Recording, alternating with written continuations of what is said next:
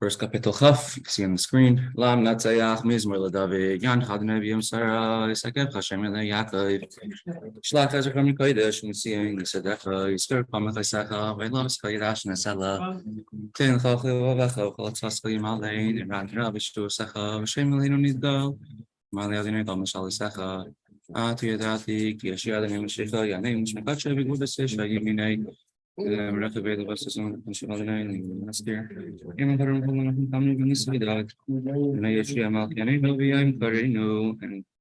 150. Hallelujah, hallelujah, hallelujah,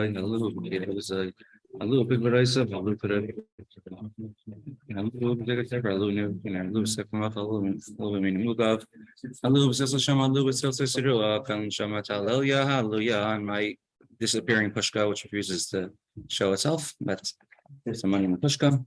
I need. Thank you, please. We're going to continue today with the next Gemara. Yesterday's Gemara discussed if mitzvahs need kavana. Do you have to have kavana, intention to fulfill the mitzvah? The Rishonim have a large discussion about it, and some say that when it comes to a mitzvah, that's an action mitzvah. For example, eating matzah, hearing,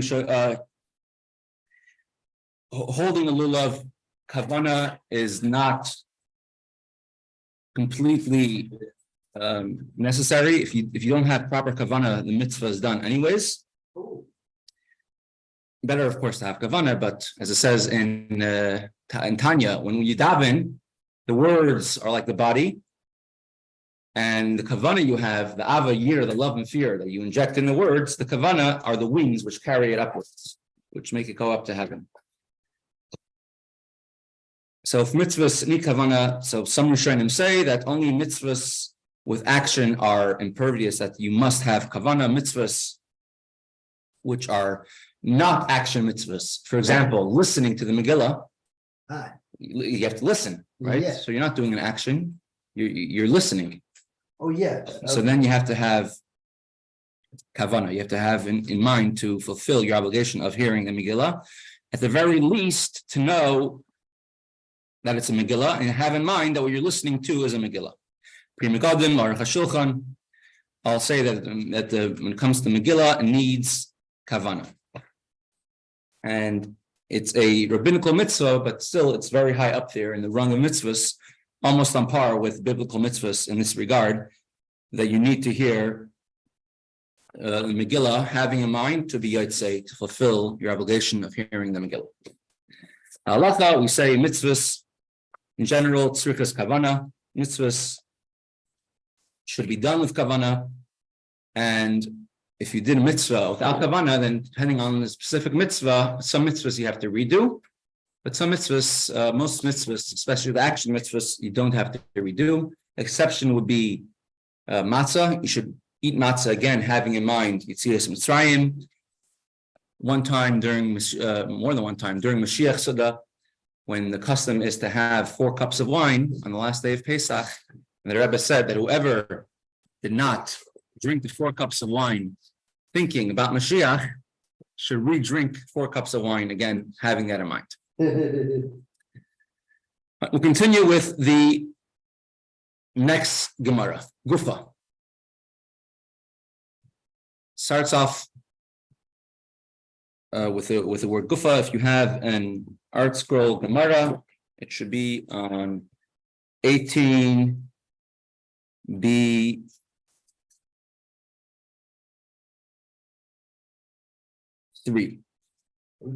18b3, the first paragraph. If you have an art scroll Gemara with you, I mean, in a regular, old-fashioned, I could say Gemara, it's in the wide lines.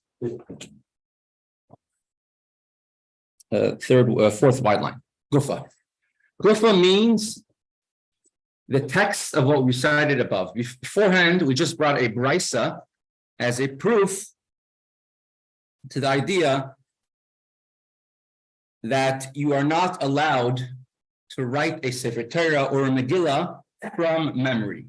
You have to write it from another Megillah or from a Chumash or a Tikkun Sofrim, a Tikkun, a special Chumash formulated for this.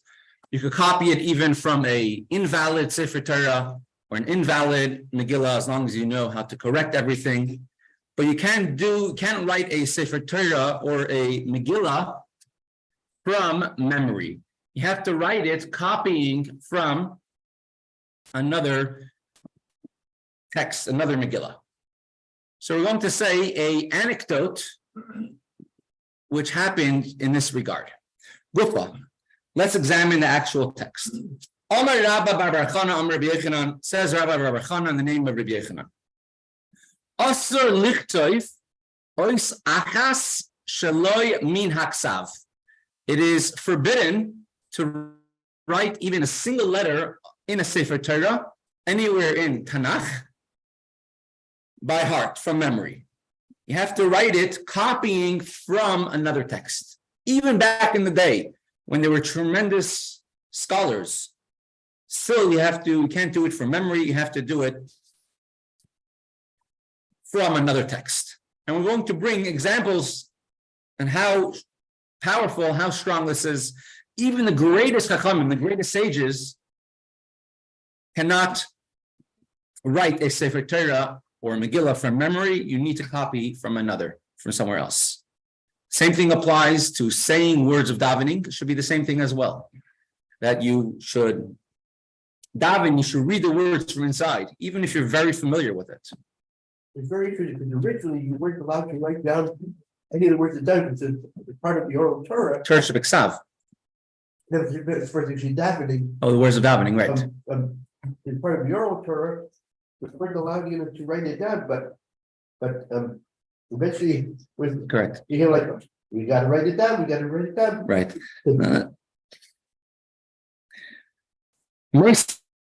So they raise an objection from a brisa, which brings an anecdote, which says like this. Maisa, one time it happened, the mayor, the great mayor, Shahalach la'aber shana ba'asya. The mayor, the greatest of the Talmidim of Reb Shimon Bar Yochai. So the mayor went to the city of Asya to add an extra month to the year. The Jewish calendar has 12 months, and the Jewish calendar goes according to the lunar, to the moon. So some months have 29 days, some months have 30 days. But we also need to follow the solar calendar because Pesach always has to be in the springtime. It's called Chag Aviv, the spring Yom Tov, the spring holiday, and therefore we have to follow the solar calendar as well to make sure Pesach comes out in the spring. And to do that, every 2 or 3 years there is a leap year. We had an extra month of Adar, and then to straighten out some other discrepancies, we also sometimes add a day or take away a day from the months of Cheshvan and Kislev. Very good, thank you. And those are the only months which have variable days. Correct. Sometimes you have 29 days in them, sometimes you have 30 days. Those who learn Rambam 1 chapter a day are right now actually learning these halachas today, because today speaks about the calendar, solar calendar, how many days it is according to the opinions of Rav Ada and Shmuel. And so Hanukkah, it always starts on the same date, but it doesn't necessarily end because it depends upon how many days are in the month of Kislev. Hanukkah could end on a different day, depending how many days of Kislev there are. And it could be someone doesn't have a birthday some years, right? And which will be very happy. I'm much younger than them. Much younger. I don't have a birthday. Yeah, but you become bar mitzvah. You still have to pay taxes at age of 18, even if you didn't have a birthday that year. So the calculations, especially before computer times, of when would you make another month, a 13th month to the year, a second Adar. So that calculation was very complicated, and the greatest Chachamim, the greatest sages, were the ones who would deal with it. So Reb Meir one time went to a city of Asya to make the calculations whether to add an extra month to the year. Soon we'll go off on a long tangent, seeing was he adding an extra month to the year or just making calculations to add an extra month to the year. It depends where Asya is, if it's in Eretz Yisrael or Chutz La'aretz. Oh. So we'll see about that soon. However, when he came to the city of Asya, V'loy hoya sham Megillah. When he came there, he was there for Purim. I guess because he has to decide, it's in the month of Adar. Should he make a second Adar? I guess it was decided not to make a second Adar, or they haven't yet figured out the whole calculation. But it came Purim, and there's no Megillah from which to read on Purim. Uksava mi libay ukra'ah. So he wrote the entire Megillah from memory. He wrote it down, and then he learned the Megillah from the Megillah he wrote down from memory. The Yerushalmi, the Gemara Yerushalmi, the Jerusalem Talmud, written in Yerushalayim, completed about 100 years before the Gemara Bavli, the Babylonian Talmud, the one which we're currently learning. It brings the story of Rameir, but it brings with an extra detail, which says that Rameir, what he did is he wrote down the Megillah from memory, and then he wrote a second Megillah copying from the first Megillah.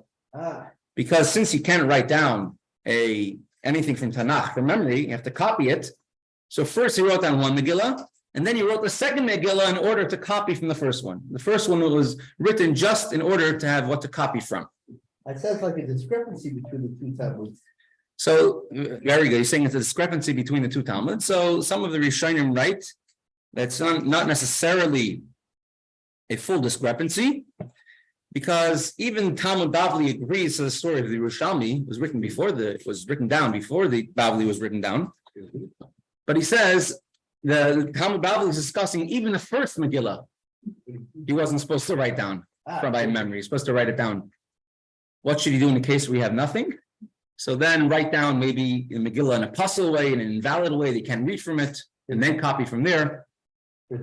Right, write down something in a way that's not a valid Megillah, or write maybe like a Chumash, write a small chapter, but don't write down a kosher Megillah in order to copy from. Write it down as a non-kosher Megillah in order to copy from.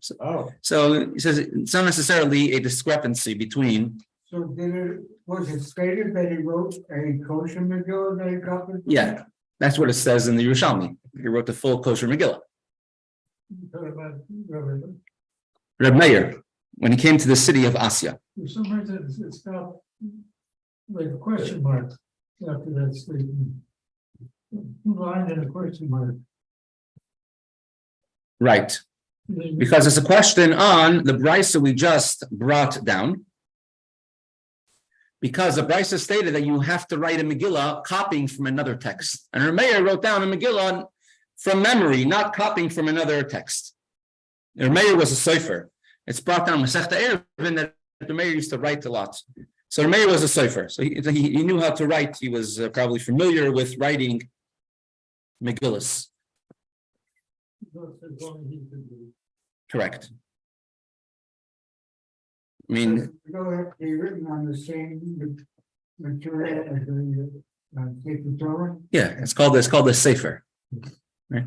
It's called a book, and it's called the Nigeris, a letter. So it has a lot of the same parameters as a Sefer Torah, which needs to be written on a cloth.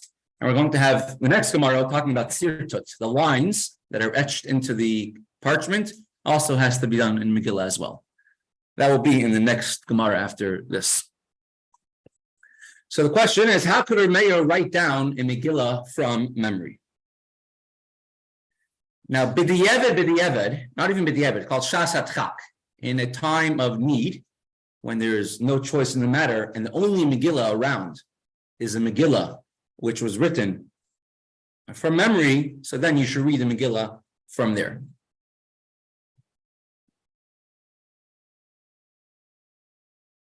So perhaps a mayor without any Megillah at all, he was considered to be shas hatchak, a time of need. The Gemara gives an answer like this. Amar Rebbe Bahu, says Rebbe Bahu, shiny Reb Meir, the Mekayim Meir is unique. Because her Meir It says about him in Mishlei. I brought up the verse on the screen. Let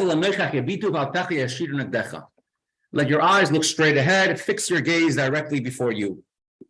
The simple meaning of this verse in Mishlei is that Shlomo HaMelech is saying, don't look short term, look long term. Let your eyes contemplate what's the goal we're getting to, the purpose of your action that you're doing. If you do that, so if your eyes look straight ahead, meaning you're looking at the goal, you're not looking around you like a tightrope walker. You walk on a tightrope, you have to look at the goal. You can't look at the side to see the beautiful scenery around you. If that's the case, he says, Afapecha means your eyelids, a type of part of your eye which folds, the eyelids, will lead you yeshiru in the correct way, negdecha opposite you. So if you keep your eye on the goal, then your eyes will lead you to the right place. That's a simple meaning. The Maharsha in Mesechta Brachos brings us pasuk, and he explains the entire thing to go on Torah. Every part of this pasuk, every part of this verse goes on Torah. Torah is called afapecha. Afapecha meaning your eyelids. Torah has to be clear like the pupils of your eye. The level of scholarship attained by Rameir Torah was so much part of him, was so ingrained in him, that Rameir, of course, knew the whole Torah by heart, but not just knowing it by heart, it was ingrained in him. It became part of him, like the pupils of his eye. So it was as always as if the Torah was in front of his eyes at any given moment. Because their mayor had such a recall of the Torah, it was permissible for him to write a Megillah for memory, only for him, unique for him. You could also, I was thinking if you could also maybe look at it as like intense concentration on the pupils of your eyes looking straight in front of you, so you're having intense concentration, and so therefore he's always having, it's like he's not distracted. Correct. Very good. You're bringing Rashi's shot. Oh wow! Dovi is bringing Rashi's shot. You must be related to some great gedolim. He was my ancestor. Or Rashi's your ancestor. So Rashi says like this: Hasayif. If someone blinks their eyes, they could forget the Torah that they learned very quickly. Says to acquire Torah, it's like klei kesef v'zahav. It's very hard to acquire it, like acquiring gold and silver to receive Torah. But to lose Torah, it says you can lose it as quickly as one loses kles chuchis, a glass container, which could break in an instant. To remember one's Torah learning, and you have to really work very hard. But aside, if you blink and you don't focus on your Torah learning for even an instant or even a short time, you'll forget it all. You can't forget it. So that's how he explains. Apecha yashiru negdecha. One must always have the Torah be focused with laser precision on the Torah, because if you blink, if you close your eyelids and look away, so then the Torah will be forgotten. That's how Rashi explains it. So you have to concentrate on what you're learning. So since Reb Meir was on such a caliber of learning, he was so great. So therefore, by him specifically, as an exception, he was allowed to say the Torah, to write the Torah from memory. So I'm not disagreeing with the logic. It's makes sense. But can you kind of in the middle? It's not following the way Torah is usually Done. Whatever, I don't know what words to use. The logic of Torah has to follow certain rules. Right. And here it's breaking it. Because of who he is. Yeah, but isn't that kind of dangerous that you all of a sudden conveniently? I actually like what they're saying. All right. But I'm disagreeing with how they're getting it. So I'll bring the context of the whole Yerushalmi. I didn't bring it up on the screen, but I'll bring it outside the context of the whole Gemara Yerushalmi, the discussion, because that's just like a question on what it says over there. The Gemara in the Yerushalmi says that Rav Zira says in the name of Rabbi Chananel that even if someone knows the Torah and is fluent, he should not do it. He should not write it down by heart, even if he's like Ezra HaSefer, Ezra the scribe. He's called Ezra the scribe, from the builder. He came after the second Beis Hamikdash was built, but the leader of the Jewish people until today. If there's a in the Gemara, and even they say in Prague, there was at least before the war one Sefer Torah, which you say Ezra edited that Sefer Torah. So everything we know about Torah comes from Ezra. Even him, the Gemara says over there in Yerushalmi, he shouldn't write the Torah about Peh by heart. It says actually that if the Torah hadn't been given by Moshe Rabbeinu, it would have been given actually. Oh yeah, by Ezra. And so the Apikorim actually comes and say, "Oh, we see the Torah was really written by Ezra." Interesting. Saying the Torah wasn't given by Moshe, it would have been given by Ezra. I know the Apikorim actually really jumped to that. Oh, it was really given by Ezra. So the Gemara, the Yerushalmi asks, if that's the case, how could Rameir write a Megillah in Asya by heart, from memory? And they said that Rameir wrote 2 Megillahs, and the first one he put into Geniza, like he buried it. He put it into a place where you can't access it. It seems to me simple, that if there's no Megillah available, you have certain leeways. Yeah. Right, it's a shasat chak, a time of need. Yeah. It will be more of a time of need. The halacha, the Rama, brings down a Shulchan Aruch that if you did write a Megillah from memory, you're not allowed to use it. Only if it's a shasat chak, a time of great need. A time of need. Jews are in the ghetto and they needed a Megillah, and there's nothing around, and they could write a Megillah like that. A time of, it's called the Shasat Chak. But b'diavad, if there's a kosher Megillah in town, and you heard a Megillah written from memory, you have to listen to it again.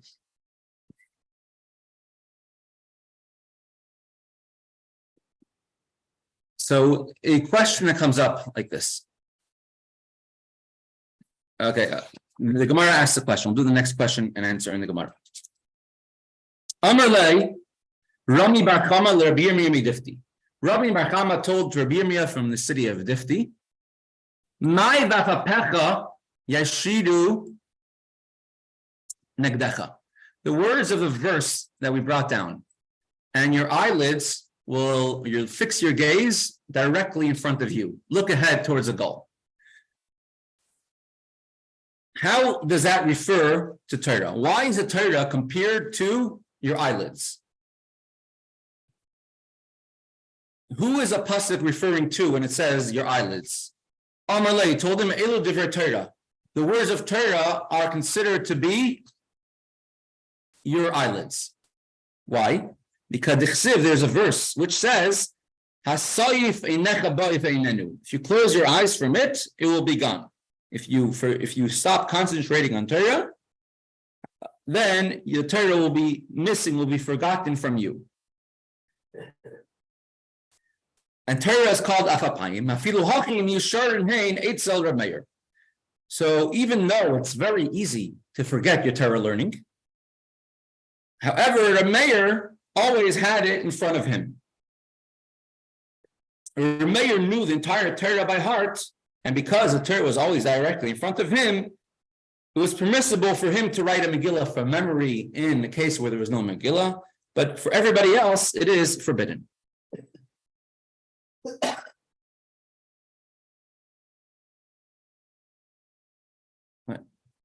Well, I guess the next Gemara we'll get to soon.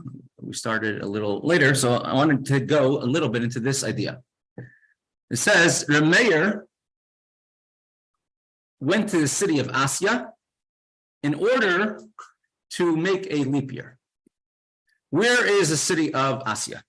Why did he have to travel all the way to this city? So where is Asya today? It's a very good question. We'll look at several different Gemaras to see exactly where Asya is. So I'm going to bring up here on the screen.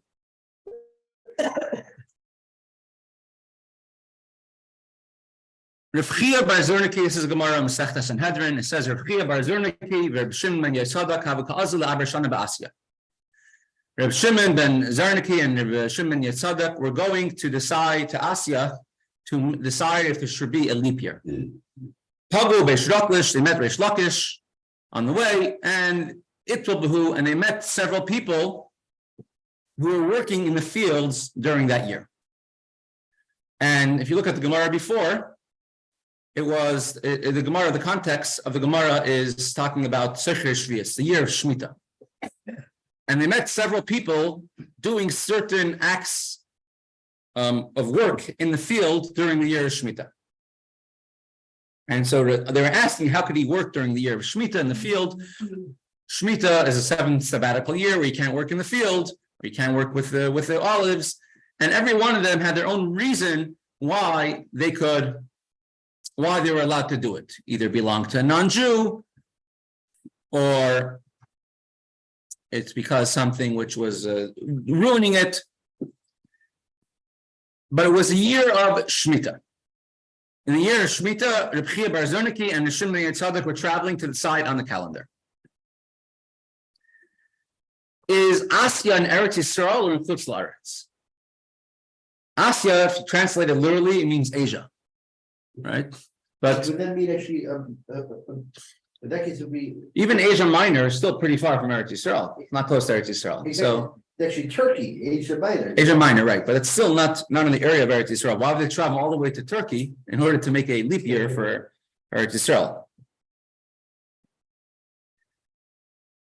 This is Mesechta Baba Basra Daf Nun Vav and Aleph. I brought it up here on the screen. The Gemara over here is discussing what is considered to be the boundaries of Eretz Yisrael, because for Meiser, giving 1/10 of your crops to the Levi applies only in Eretz Yisrael. So what is the borders of Eretz Yisrael? Which areas are in Eretz Yisrael? And the Gemara discusses that. Says the Gemara, Amr Yehuda Amr Shmuel, Kol she'hed Ora Kadosh Baruch Hu LeMoshe Chayev b'Meiser. Whatever Hashem showed to Moshe Rabbeinu at the end of his life as the borders of Eretz Yisrael, that is the land of Israel, Chayev b'Meiser, and it's Chayev, you're obligated to give the 10th to the Levi in that area. Lafuki Mai, what does that exclude? And the Gemara says it excludes the lands of Kaini, Knizi, Kanmoni, the lands of Ammon, Moav, and Edom, which were not part of the original Eretz Yisrael. And it adds on several other places. Rameir says it ends on Naftucha Arva'ah, Shalma'ah. Reb Yehuda says Harseir, Ammon, Moav. Reb Shimon says it comes to also exclude that these places are not part of Israel.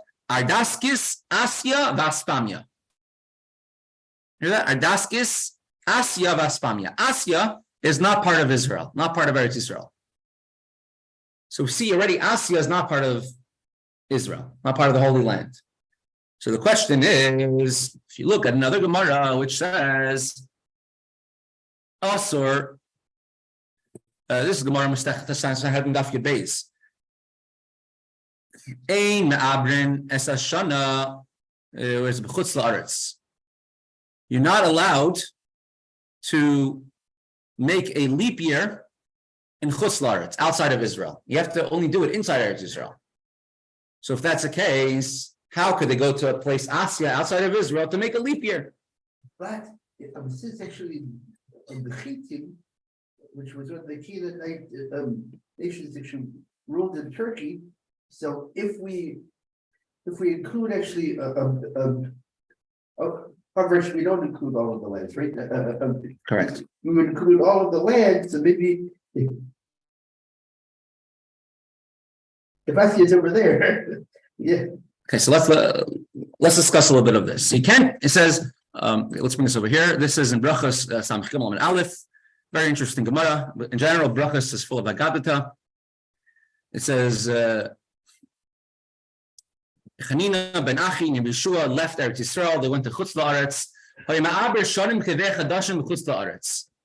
And they would be calculating the years and establishing the leap year outside of Israel and Chutz La'aretz as well,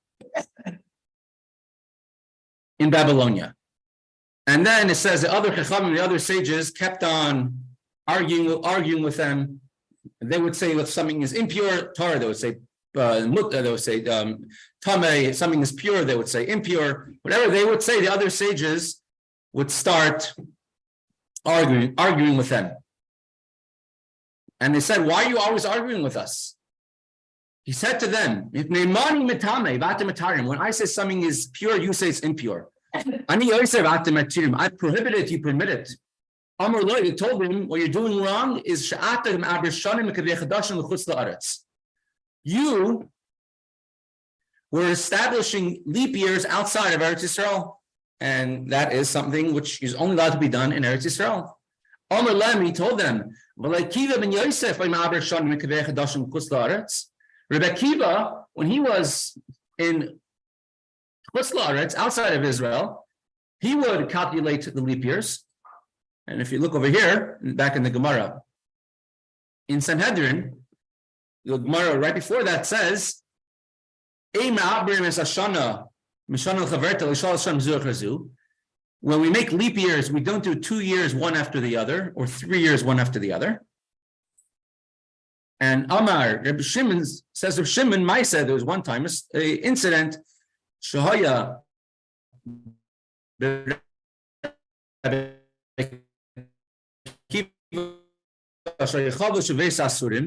is killed by the Romans in a very gruesome manner. So Rebbe Akiva, when he was in prison, they still came to him to ask him to make the calculations for the new year. And he would draw, as the Gemara says, in the sand, on the floor of a cell. He didn't have what to write with, so that's where he would make the calculations, in the sand on the floor of a cell.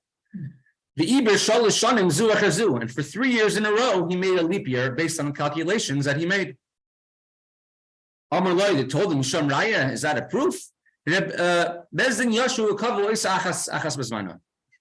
Akiva made the calculations, and the Bezdin actually sat and established each one at its time. But at any rate, Rebbe Akiva was making calculations when he's outside of Eretz Yisrael. So they told him, leave it, Hanach Rebbe Akiva. Rebbe Akiva is unique. He did not leave behind in Israel anybody as great as him. So therefore, he is allowed to make the calculations for the years and the months outside of Eretz Yisrael.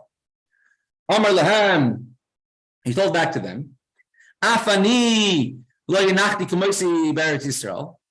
Reb Chanina said, I also didn't, when I left Israel, I didn't leave anybody there as great as me. I could also make the calculations in Chutz La'aretz. Amar Lo, they told him, when you left behind many young scholars, but at this point in time, they've already matured and they've become great scholars. And now they're greater than you. And therefore, we have greater scholars than you in Eretz Yisrael. And therefore, you are not allowed to make the calculations for the months and leap years outside of Eretz Yisrael. So we see that in certain situations, you are allowed to make calculations for a new year outside of Eretz Yisrael, outside of Israel. Now, the question is like this. You come back to our Gemara. It says that a mayor went to Asya to make the calculation. Meaning he left Eretz Yisrael and he went to Asya in order to make this calculation. Why is he specifically going outside of Israel to make the calculation? So if you go back to the Gemara over here in Sanhedrin, that could perhaps spread some light on this. It says certain years that you don't make into a leap year. A year of drought, you don't make into a leap year because people are going to be hungry an extra year. One of the years you don't make into a leap year is a year of Shvius, a year of Shemitah. When it's a 7th year, the sabbatical year. Oh, here it is. Sanhedrin Yud-Beis. You do not make a leap year, a year with a 13th month, loy b'shvius, not in the sabbatical year, because during the year of Shemitah, you're not allowed to plow the field, to plant the field. If you make an extra month, a 13th month, in that year, then you're going to add an extra year, an extra month to the prohibition of planting and harvesting, and we don't want to add an extra prohibition of the year of Shemitah and to an extra month. Not in the year after Shemitah, because then your Nisan will be a month later in the year, and the Chadash, the new grains, will have to wait an extra month in order to use it.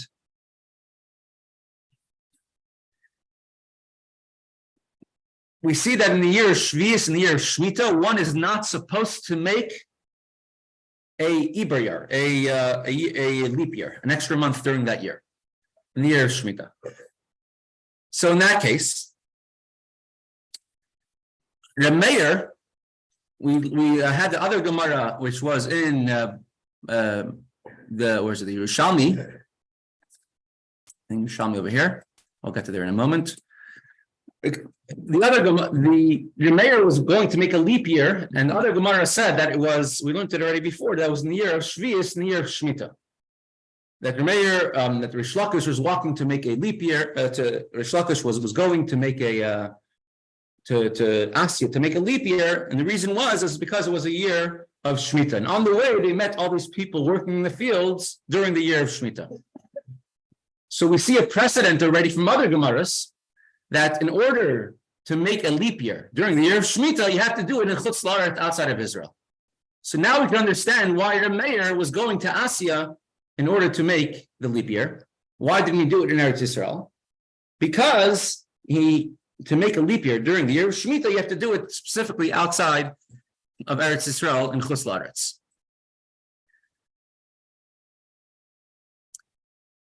Where exactly is Asya? Some will try saying it's in northern Israel, but we see clearly from several Gemaras that Asya is in Chutz La'aretz, outside of Israel. But what is the reason why you can't intercalculate during a leap year? I mean, I don't understand the logic. In other words, it just seems like a rule that this is what we don't do. You have to go outside of Eretz Yisrael. Right, for during the leap year. And again, is there a reason? I mean, one has one thing to do the other. If you need you know what I mean? What I'm saying? Yeah. So I'm just bringing it up here on the screen. Okay. There's a Tosfos over here which discuss this. It was this Tosfos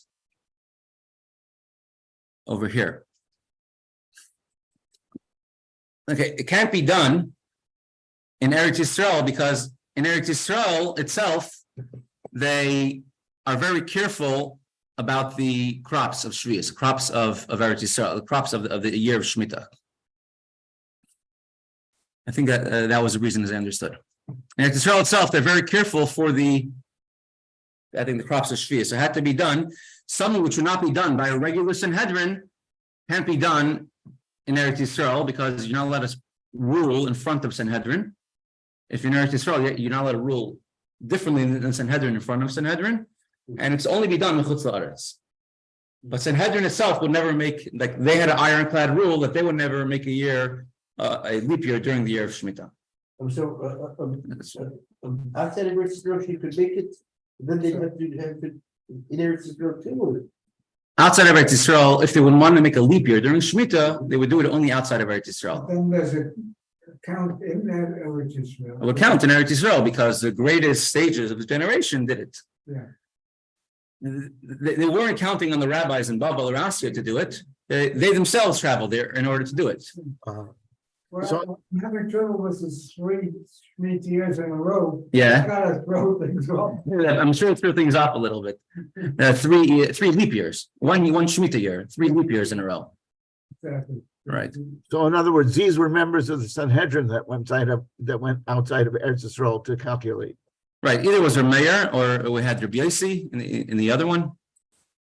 I have so many tabs open and we're going from one to the next. Yeah. But all right. Where is Asya exactly? So if you look in the Torah, there's a Roman historian who lived in the 3rd century. He writes mainly about other religions, about Christianity. His name is Eusebius, or Eusebius. I'm not sure if I'm saying his name right. He lived in Caesarea. He writes that the place which is written in the Torah called Etzion Gaver, it's one of the camps that the Jewish people camped as they're traveling. That is Asya. So where's Etzion Gaver? Here it is. And they traveled from Avrona and they camped in Etzion Gaver. Where is Etzion Gaver exactly? It's looking Chumash Dvarim, Parshas Dvarim. And the Etzion Gaver is grouped next to another city, which many of you might actually be familiar with. It's right over here. Here it is. Pasuk Ches. Moshe Rabbeinu is in the final speech of his life. He's speaking to the Jewish people, and he's telling them what happened to us over the past 40 years. And we ignored some nations. We went around them. We departed from our kinsmen and children of Esav, and we went around through the plain Me'elat u'me'etzion Gaver, from Elat to Etzion Gaver. Familiar with Elat? Yeah. Elat is a city in southern Israel. If you look where exactly is, so he says, this Roman historian says Etzion Gaver is actually Asya. Etzion is Asya, just after it was Asya and then respelled Asya. There's many clues that perhaps could make us agree to this. Here's a story from the Mishnayos, Mesechta Yevamis, Perek Tezayin, Mishnah Daled. It says a story. It's talking about when could you assume that somebody died? If you don't have definitive proof that they died, when could you assume that they died and their wife could get remarried? The Mishnah says, "V'shuv ma'isa ba'asya." There was a story in Asya, the echad sheshashu layam. There was somebody which they threw a rope after him. He was attached with a rope and he went swimming in the sea. So Asya is by the sea. And then they pulled the rope back to bring him back to shore, and the only thing they had was his foot. Oh. He was eaten by a shark, and in that area, there's many sharks in the water. So it fits with that. Chum said, if when they brought back was lower than the knee, then if the part that they brought back was only below the knee, then perhaps the person still survived, because if somebody, at least for sure in those days, was amputated, was cut off from below the knee, they could still survive. But above the knee, then there was no chance of survival, and then she could get remarried. Right, so we see Asya was by the water. We see this is when her mayor passed away. So not this one, should be much further on.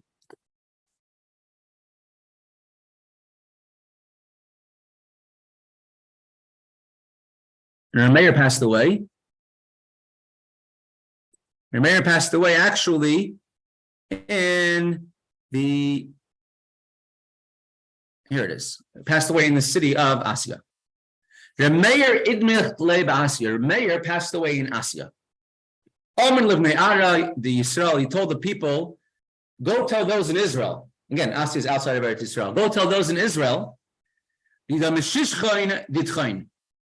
your anointed one, not your, he translated your Messiah, but it's not an accurate translation. Your anointed one, meaning the great one of Eretz Israel, which is referring to himself, Titchain now belongs to you.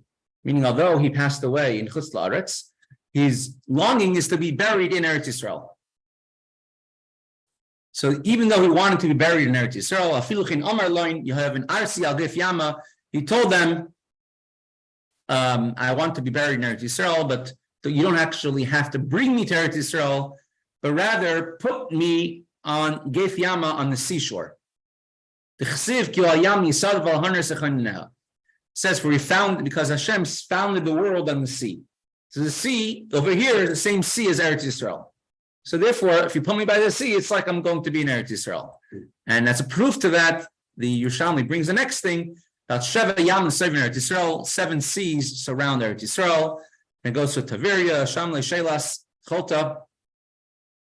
7 different what it calls a seas could be a water, including the Yam Suf. So Etzion Gover, where exactly is Etzion Gover? Running short on time. So where exactly is Etzion Gover? We see some other places in the Gemara says that the Jews in the city of Asya, after the Beis Hamikdash was destroyed, they would travel, Regel, they would travel to Yavne, where Megillah, where the Sanhedrin was, for the 3 Yom Tovim. And we have in other places in Mikvahs, when people of Asya had questions if the mikvah is kosher or not, they sent it to Yavne. So we see that Asya was very connected, had some Torah scholars of some sort, but it was outside of Eretz Yisrael and it's on the sea. So where exactly is Etzion Gover? So Etzion Gover, according to archaeological digs, would make sense. Many people say that it's, where's my Google Maps that I brought up? Right over here, and here's Eretz Yisrael, here's Israel.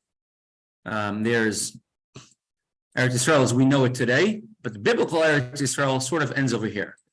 Eilat, all the way in the south, is not part of Eretz Yisrael. Over there, they have 2 days of Yom Tov, right? And Eretz Yisrael is 1 day of Yom Tov. There's 2 days.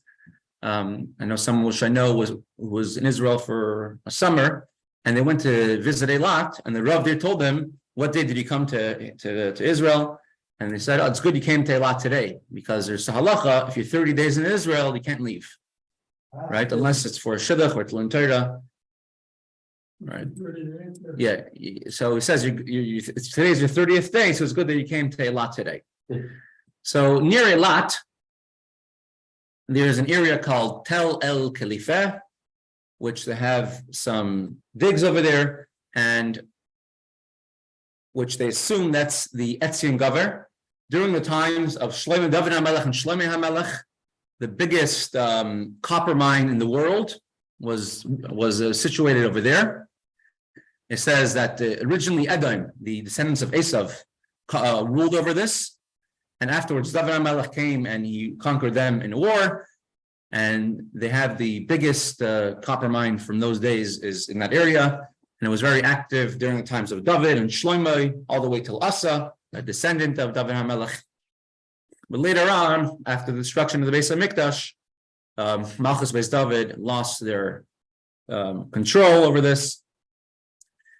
And then afterwards, it went down and never became a great place again, like it was before.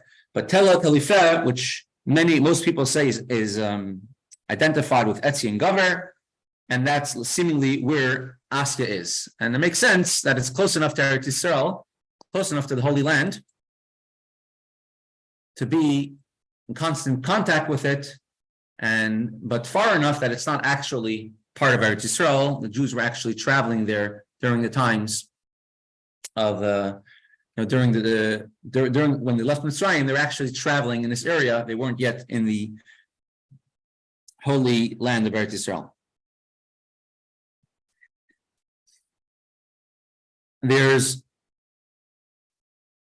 Today, officially time is up, so if anybody wants to go, they can go. I'm going to talk a little bit for a few minutes about the Yortzait of today. The Yortzait of today is Rochel Imeinu, Rochel our mother. Kever Rochel is Kever Rochel today in Eretz Yisrael. I heard nowadays it might be closed off because of the war. It's possible. The Kever Rochel, this iconic building as we know it, was built, I think, by Moshe Montefiore in the 1800s. The famous Kever Rochel. Nowadays, it's built a lot different. It's built almost like a fortress, because in Beis Lechem, there's a very big Arab population all around the area of Kever Rochel. So they built like a whole fortress, almost like a fort around it. So I'll keep this on the screen. Rochel Imeinu, there's many in Jewish writings and literature, we know a lot about Rochel Imeinu, how much Mesiras Nefesh she had, her schus, her merit that she had, that she gave the sign when she was supposed to get married to Yaakov, and Yaakov gave her a secret sign to give to him, that that Yaakov should know that love when the father is not tricking Yaakov and giving him Leah instead of Rochel. And she went and she gave the signs to her sister Leah because she wanted Leah to marry Rochel as well. And she gave the signs to her sister without hoping that she'll marry Yaakov, knowing that she'll probably get married to the Rasha Esav. And instead, Yaakov opted to work another 7 years to marry Rochel as well.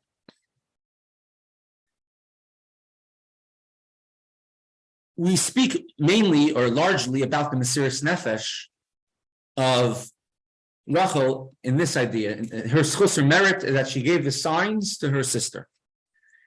There's a sikh of the Rebbe from the year 1986, Parshas Vayechi, Tashin Mem Vav. The Rebbe adds a lot of unique ideas and twists. Nowadays, very popular in Israel is the words of a song, which is from the Medrash, Kol Barama Nishma, Rachel Mavakal Baneha.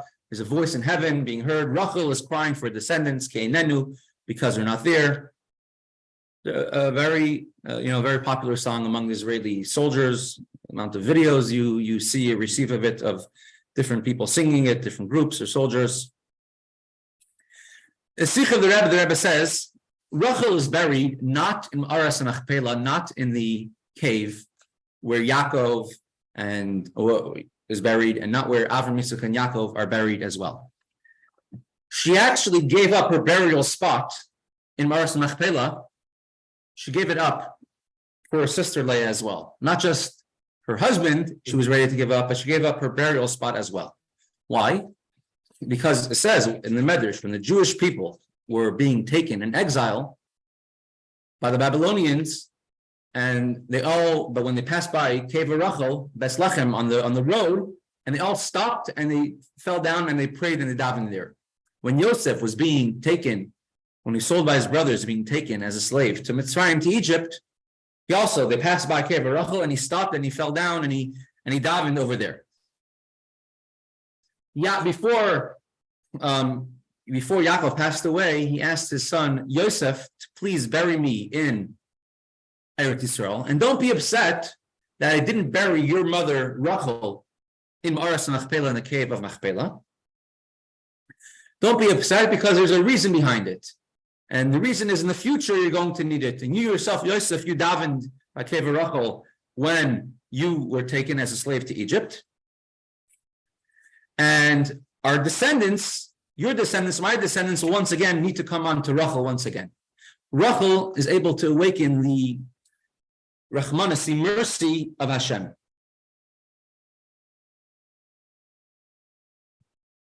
Now, although Rochel was buried in the road, of course, was according to the word of Hashem, and of course, Rochel herself would agree to it. She still is missing out this tremendous chus of being with Yaakov the rest of it for eternity.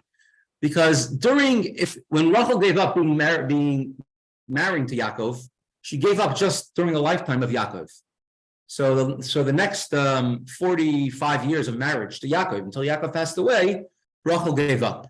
But if she would have been buried in Maras Machpelah, she would have been next to Yaakov forever, for the next several thousand years. Right? We're talking about 3,700 years since then.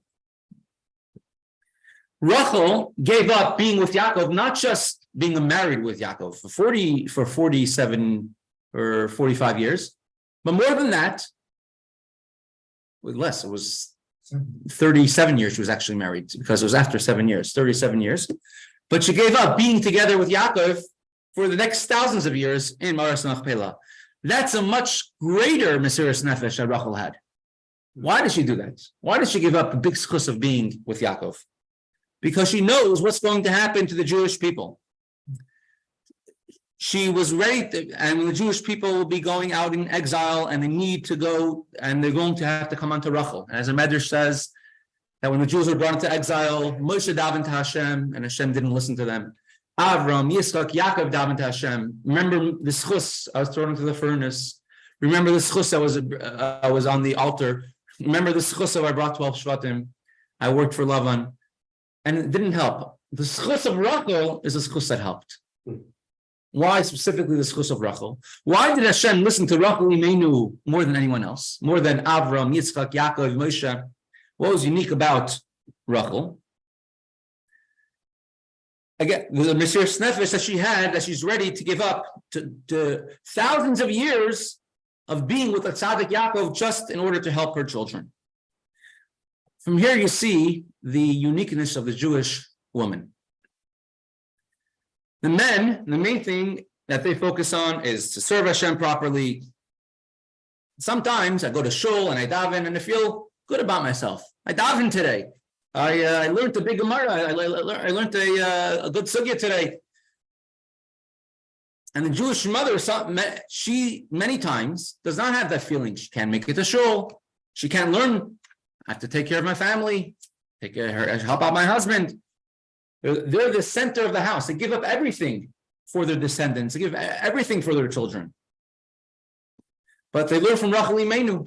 Rochel Imeinu, in order to help out the Jewish people of future generations, she gave up being with a tzaddik, with Yaakov Avinu, for thousands of years. And this is part of the reason why Jewish determining if you're Jewish goes from your mother and not from your father. From a father could determine if you're a Kohen or a Levi or Yisrael. The details of Yiddishkeit could go to your mother.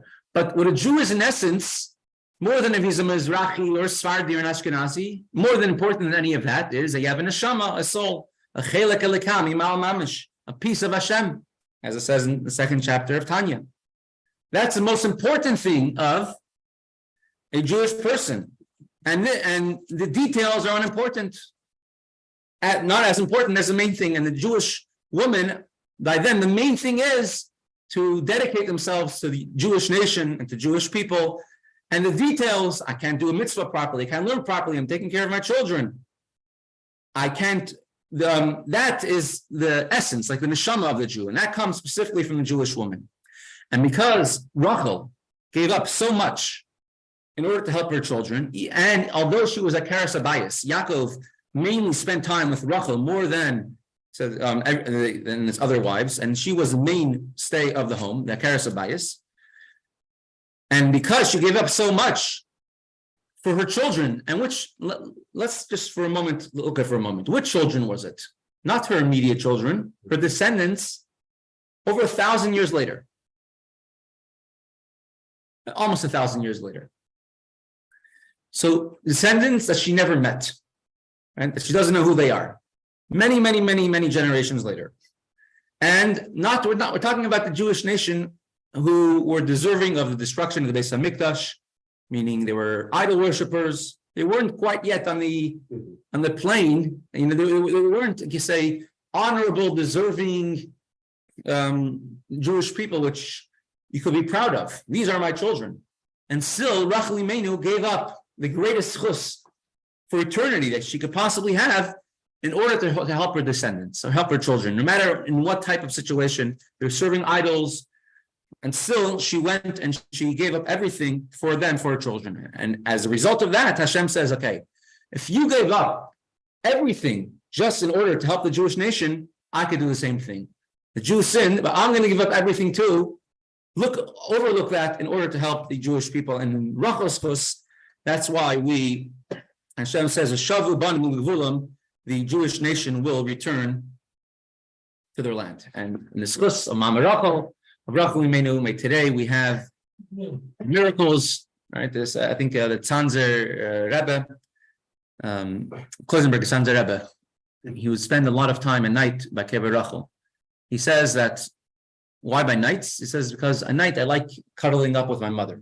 That's what he would say. He says, I like being next to, he would go to Kever Rochel and I'm there at night.